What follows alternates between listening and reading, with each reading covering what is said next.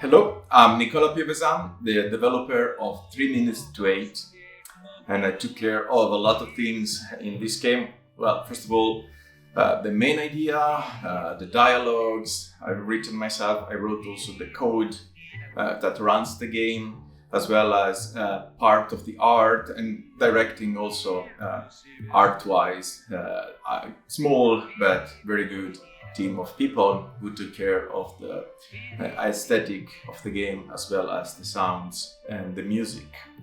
3 Minutes to 8 has its roots in like the classic point-and-click adventure game, even though it's developed also for consoles, so it has a full gamepad controller, and it's mostly also like a side scroller, so that's a bit atypical.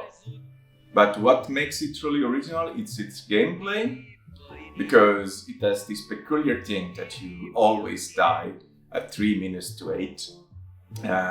So the player must find a way to survive that, and there are a lot of different narratives, a lot of different endings, and a lot of secrets and crazy puzzles and stuff. And I came up with this idea basically before falling asleep one day.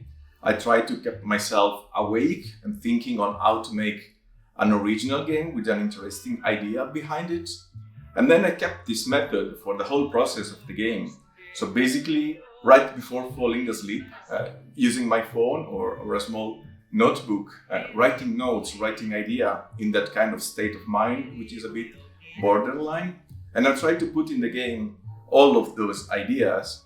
And the game itself is for the player somehow a borderline experience, because a lot of weird things happen in the game, which is also somehow changing the rules of the stereotypical gameplay.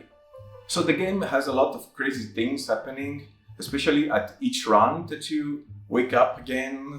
Things change, things are somehow randomized, some events are getting crazier and crazier, and this allows the player to play again and again to discover all the secret things within the game itself.